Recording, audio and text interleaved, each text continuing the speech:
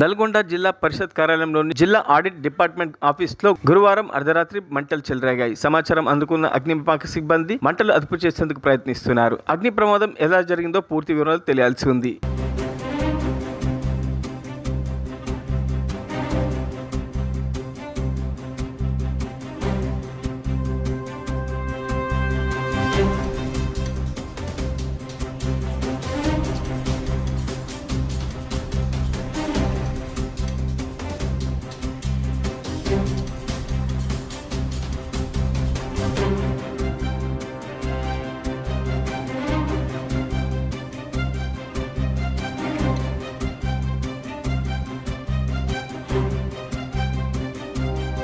మరిన్ని అప్డేట్స్ కోసం మా ఛానల్ని సబ్స్క్రైబ్ చేయండి.